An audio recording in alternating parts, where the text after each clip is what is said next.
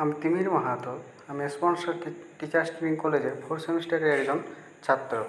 আমার আজকের বিষয় হচ্ছে 1857 সালের বিদ্রোহ, অষ্টম শ্রেণীর। 1857 সালের বিদ্রোহের মধ্যে আজকে আমরা যেগুলো জানবো সেটা হচ্ছে 1857 সালের বিদ্রোহের ধারণা, কারণ এবং ব্যর্থতার কারণ। ধারণা: 1857 সালের বিদ্রোহ আরও বিভিন্ন নামে পরিচিত, যেমন হচ্ছে সিপাহী বিদ্রোহ, মহাবিদ্রোহ, প্রথম স্বাধীনতার বিদ্রোহ, 1858 সালের গণ অভ্যুত্থান। বিস্তার মানে কোন কোন জায়গায় এই বিদ্রোহ বিস্তার লাভ করেছিল: দিল্লি, কানপুর, লখনৌ, বেরেলি, বিহার, ফৈজাবাদ, ঝাঁসি। নেতৃত্ব দানকারী যারা ছিলেন, যেসব ব্যক্তিগুলো, তারা হচ্ছেন বাহাদুর শাহ, নানা সাহেব, তাতিয়া টপি, বেগম হজরত মহল, রানী লক্ষ্মীবাই, কুনওয়ার সিং, মৌলভী আহমদুল্লাহ প্রমুখ। এই যে ম্যাপটি দেখছো, এই ম্যাপটির মধ্যে যেসব লাল চিহ্নগুলো আছে, এই জায়গাগুলোতে এই বিদ্রোহ হয়েছিল। কারণ কী কী কারণে এই বিদ্রোহ হয়েছিল? প্রথম হচ্ছে রাজনৈতিক কারণ। রাজনৈতিক কারণের মধ্যে বলা যায় যে এই বিদ্রোহতে সত্য বিলোপ নীতি, ব্রিটিশ ইস্ট ইন্ডিয়া কোম্পানির সত্য বিলোপ নীতি দ্বারা যে সমস্ত রাজাদের সন্তান ছিল না, তাদের বিষয় সম্পত্তি তারা সরাসরি ব্রিটিশ ইস্ট ইন্ডিয়া কোম্পানি নিজের দখলে নিয়ে নিত। এখানে দত্তক পুত্রকে তারা অস্বীকার করেছিল ব্রিটিশ ইস্ট ইন্ডিয়া কোম্পানি। এর ফলে কী হয়েছিল, রাজারা ব্রিটিশ ইস্ট ইন্ডিয়া কোম্পানির প্রতি ক্ষুব্ধ হয়েছিল। এছাড়া জমিদারদের এবং রাজাদের বিভিন্ন এলাকা দখল করে ব্রিটিশ ইস্ট ইন্ডিয়া কোম্পানি তাদের রাজত্ব বা তাদের সাম্রাজ্যের বৃদ্ধি করেছিল এবং দিল্লি সম্রাটেরও গদিতে তারা গদিচ্যুত করেছিল। এর ফলে কী হয়েছিল, দিল্লির সম্রাট, এছাড়া বিভিন্ন রাজা এবং জমিদাররা এই বিদ্রোহ করেছিল। অর্থনৈতিক কারণের মধ্যে বলা যায় যে ব্রিটিশ ইস্ট ইন্ডিয়া কোম্পানি প্রচুর পরিমাণে কর আরোপ করে কৃষকদের উপর। এরপর কী হয়েছিল, কৃষকরা অতিষ্ঠ হয়ে পড়েছিল, যার ফলে কৃষকরা এই বিদ্রোহে অংশগ্রহণ করেছিল। এছাড়া বলা যায় যে ভারতের তাঁত ছিল বিশ্ববিখ্যাত। এই বিশ্ববিখ্যাত তাঁত তাদের ব্রিটিশ ইস্ট ইন্ডিয়া কোম্পানির একচেটিয়া বাণিজ্যের ফলে ধ্বংস হয়ে পড়েছিল। কীভাবে সেটা বলা যায় যে ব্রিটিশ ইন্ডিয়া কোম্পানি একচেটিয়া বাণিজ্যের দ্বারা তাদের কর ব্যবস্থা ছিল বৈষম্যমূলক, অর্থাৎ ভারতীয় পণ্যের উপর তারা খুব কর চাপাত এবং তাদের পণ্য কম কর দিত, যার ফলে কী হয়েছিল, তাঁত শিল্পের ধ্বংস হয়ে পড়েছিল।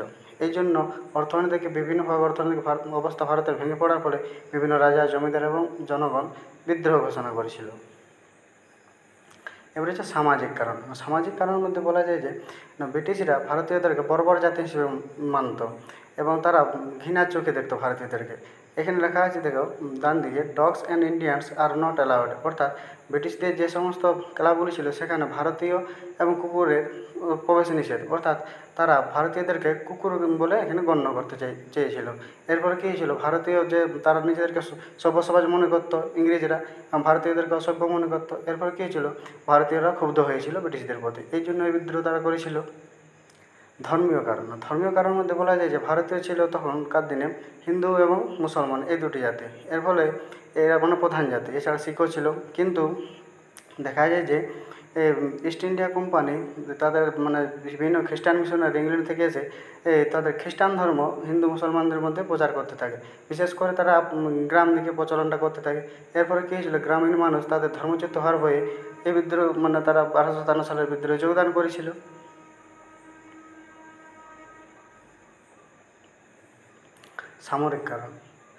সামরিক কারণের মধ্যে বলা যায় যে ইস্ট ইন্ডিয়া কোম্পানির মধ্যে ভারতীয় লোকজনও সামরিক বাহিনীতে ছিল এবং ব্রিটিশরাও ছিল।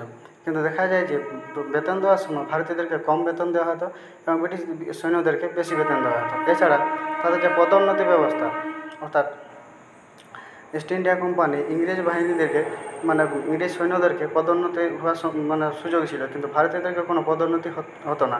এছাড়া কোনো এলাকায় যেখানে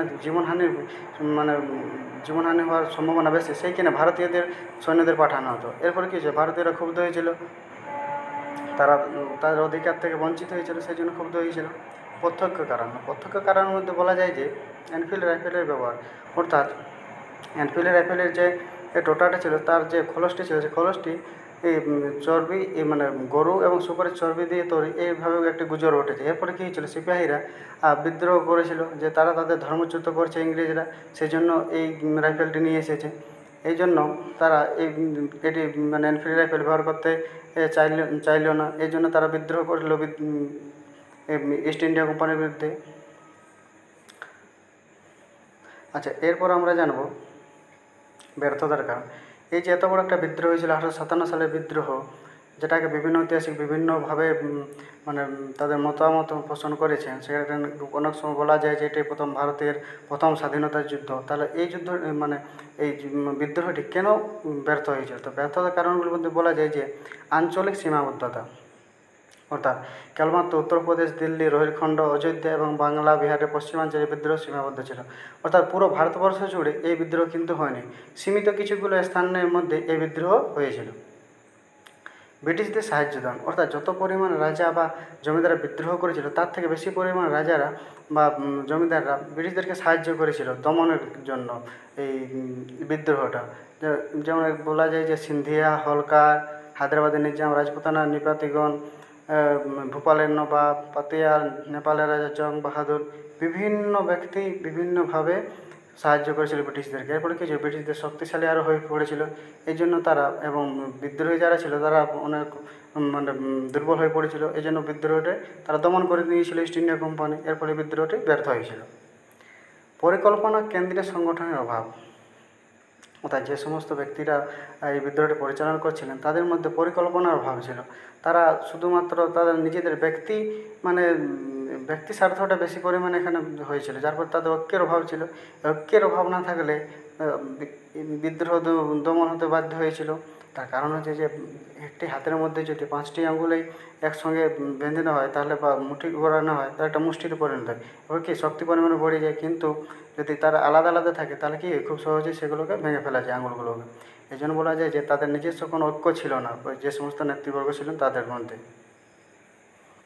বিদ্রোহীদের মধ্যে অনৈক্য, বিদ্রোহীরা তাদের নিজেদের রাজ্য পুনরুত্থানের জন্য ব্যস্ত হয়ে পড়েছিল।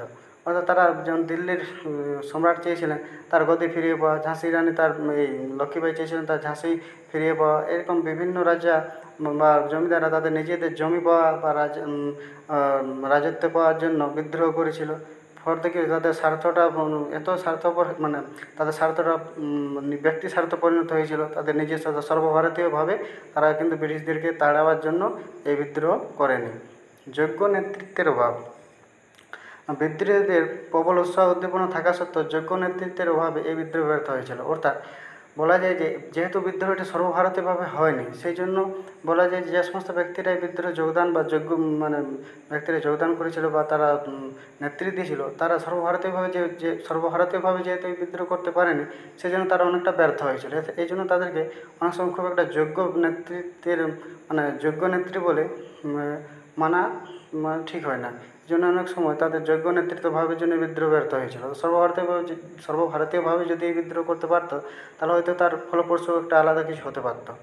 উপযুক্ত ইংরেজ সেনাপতি লরেন্স, আউটরাম, ক্যাম্পবেল, হ্যাভলক, নীল, হিউ, রোজ, নিকলসন প্রমুখ যে সমস্ত ব্যক্তিরা সেনাপতি ছিলেন ইংরেজদের, তারা বিদ্রোহী নেতাদের থেকে প্রচুর পরিমাণে দক্ষ ছিলেন। এর ফলে কী হয়েছিল না, তারা খুব সহজেই বিদ্রোহটাকে দমন করতে পেরেছিল। আধুনিক অস্ত্রশস্ত্র, যে সমস্ত ব্যক্তিরা বিদ্রোহ করছিলেন তারা শুধুমাত্র পুরনো বন্দুক বা লাঠি এসব দিয়ে বিদ্রোহ করছিল। এরপর কিন্তু ব্রিটিশদের কাছে ছিল নতুন নতুন বা আধুনিক যুদ্ধাস্ত্র, সাজসরঞ্জাম, রণকৌশল ছিল তাদের কাছে, শৃঙ্খলাবদ্ধ ছিল সামরিকের মধ্যে। এর ফলে কী ছিল, তারা সেই সমস্ত ব্যক্তিদেরকে খুব সহজে পরাজিত করতে পেরেছিল। ফলে বিদ্রোহটি দমন হয়ে পড়েছিল বা বিদ্রোহটি ব্যর্থ হয়ে পড়েছিল। তার কারণ হচ্ছে বন্দুকের সামনে কি আর লাঠি টিকে থাকতে পারে? উন্নত যোগাযোগ ব্যবস্থা, অর্থাৎ আধুনিক বিজ্ঞানকে কাজে লাগিয়ে ইংরেজরা যোগাযোগ ব্যবস্থার উপর সম্পূর্ণ নিয়ন্ত্রণ স্থাপন করে। তাদের ডাক, রেল, সমুদ্রের উপর একচাটিয়া নিয়ন্ত্রণ ছিল। কিন্তু যে সমস্ত জমিদার বা রাজা বা দিল্লির সম্রাট, তারা কিন্তু তাদের যোগাযোগ ব্যবস্থা খুব একটা একে অপরের সঙ্গে খুব একটা ভালো বন্ধুত্বপূর্ণ সম্পর্ক ছিল না। এই জন্য কী ছিল, এসব ব্যবস্থা কাজে লাগিয়ে তারা ব্রিটিশরা এই বিদ্রোহ দমন করতে পেরেছিল। অর্থাৎ এক জায়গা থেকে অন্য জায়গায় আর সেনাবাহিনী পাঠানোর জন্য রেলের ব্যবস্থা, এর ফলে এবং ডাকের ব্যবস্থার মধ্যে সেখানে কী হচ্ছে সে ঘটনার যাচাই করা বা ঘটনা কী ঘটছে সেটা জানা, এটা তাদের কি খুব তাড়াতাড়ি তাদের যোগাযোগ ছিল, কিন্তু সেখানে ভারতীয়দের যে রাজা বা জমিদাররা ছিল তাদের কাছে যোগাযোগ ব্যবস্থার ঘাটতির জন্য এই বিদ্রোহ ব্যর্থ হয়েছিল। ইংরেজদের কূটকৌশল, বিদ্রোহীদের সময় বিদ্রোহ যখন হয় সে সময় ভারতীয়দের মধ্যে ভীতি প্রদর্শন অর্থাৎ অনেক ভারতীয় যারা যোগদান করেছিল বা যোগদান করতে চেয়েছিল তাদেরকে ভয় দেখিয়ে বা তাদেরকে চাকরি ও পুরস্কারের লোভ দেখিয়ে বিদ্রোহ থেকে দূরে সরিয়ে রেখেছিল ইস্ট ইন্ডিয়া কোম্পানি বা ব্রিটিশরা। এর ফলে কী হয়েছিল, সেই সমস্ত ব্যক্তিরা দূরে থাকার ফলে অনেক ক্ষেত্রে দুর্বল হয়ে পড়েছিল বিদ্রোহটা এবং শক্তিশালী হয়ে পড়েছিল ব্রিটিশরা। জনসমর্থন বঞ্চিত বিদ্রোহ, এই বিদ্রোহ ভারতের আপামর জনগণ যোগদান করেনি, শুধুমাত্র সীমিত স্থানের কিছু জনেই এই বিদ্রোহ করেছিল। এর ফলে কী হয়েছিল, যেহেতু আপামর জনগণ এই বিদ্রোহে যোগদান করেনি সেহেতু কী হয়েছিল, কিছুজন ব্যক্তি এই বিদ্রোহ করার ফলে ব্রিটিশরা দমন করতে খুব তাড়াতাড়ির মধ্যে এই বিদ্রোহ দমন করতে পেরেছিল। ভারতের সাধারণ মানুষ এই বিদ্রোহে কিন্তু যোগদান করেনি, বরং সাধারণ মানুষ বিদ্রোহীদেরকে ভয় পেয়েছিল। অনেক ঐতিহাসিক একথা উল্লেখ করেছেন। বিদ্রোহীদের বিশ্বাসঘাতকতা, অনেক মুঘল সম্রাটের কিছু কর্মচারী সেনাপতি বিশ্বাসঘাতকতা করেছিল এই বিদ্রোহীদের সঙ্গে। এছাড়া বাহাদুর শাহ এবং তার বেগম জিন্নাত মহল সর্বদা ইংরেজদের সঙ্গে গোপন সম্পর্ক রাখতেন। এর ফলে কী হলো, বিদ্রোহীদের মধ্যে নিজেদের মধ্যে একটা ভাঙন সৃষ্টি হলো। তারা নিজেরাই যেহেতু বিশ্বাসঘাতকতা করেছে সেহেতু এই বিদ্রোহ ব্যর্থ হতে বাধ্য ছিল। ঠিক আছে, আজকে তাহলে আমরা এই 1857 সালের বিদ্রোহের কারণ এবং কেন কী কারণে হয়েছিল এবং তার যে ব্যর্থতার কারণে কেন ব্যর্থ হয়েছিল সে সম্পর্কে জানলাম। ধন্যবাদ সকলকে।